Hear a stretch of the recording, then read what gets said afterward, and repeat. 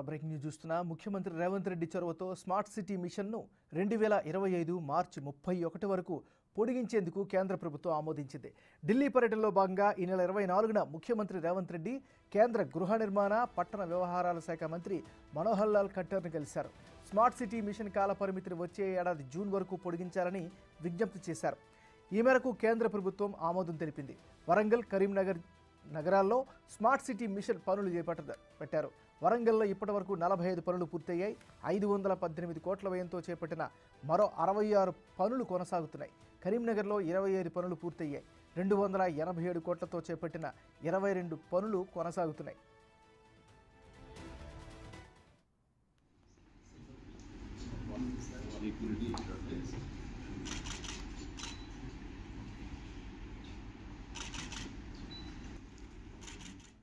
మరింత సమాచారాన్ని మా డిప్యూటీ బ్యూరో చీఫ్ సాదిక్ అందిస్తారు. సాదిక్, చెప్పండి. ఏమన్నారు? ముఖ్యమంత్రి రేవంత్ రెడ్డి కేంద్ర ప్రభుత్వంతో జరిపిన చర్చలు ఫలఫలం అవుతున్నాయి. ఫలప్రదంలో భాగంగా ఇప్పటికే అడిగినటువంటి విషయాలపైన కేంద్రం స్పందించి స్మార్ట్ సిటీల మిషన్ గడువు పొడిగిస్తూ కూడా కేంద్రం నిర్ణయించడం జరిగింది.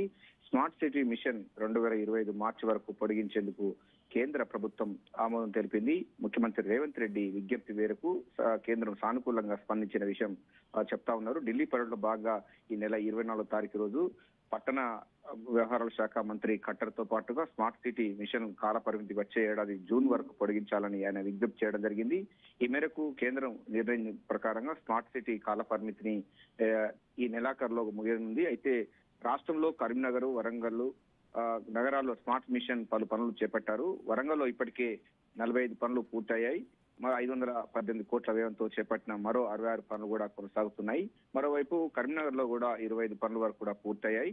287 కోట్లతో చేపట్టిన 22 పనులు కొనసాగుతా ఉన్నాయి. ఇంకా ఈ మిషన్ కొనసాగుతుంది. ఇదే విషయాన్ని ముఖ్యమంత్రి రేవంత్ రెడ్డి కేంద్రానికి చెప్పడం జరిగింది.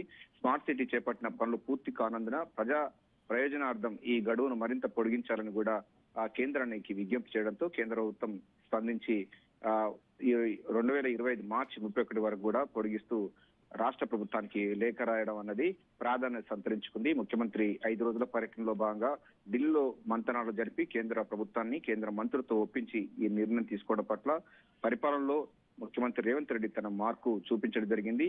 ఇప్పటికే మనకు సికింద్రాబాద్ కంటోన్మెంట్ కూడా జిహెచ్ఎంసీ పరిధిలోకి రావడం తెలిసిందే. మరోవైపు అంతకంటే ముందు కూడా ఎలివేటెడ్ కారిడార్ కూడా కంటోన్మెంట్ నుంచి వెళ్ళడానికి కూడా కేంద్ర ప్రభుత్వం ఆమోదం తెలిపింది. సో పరిపాలనలో తన మార్కు చూపిస్తున్నారు. మరోవైపు పాలనలో స్పీడ్ను పెంచినటువంటి ముఖ్యమంత్రి రేవంత్ రెడ్డి ఢిల్లీ పర్యటనలో భాగంగా జరిగినటువంటి ఫలాలన్నీ కూడా వస్తున్నాయి. కొత్త పనులు మంజూరు అంశం పైన కూడా లేఖలో పేర్కొనడం జరిగింది.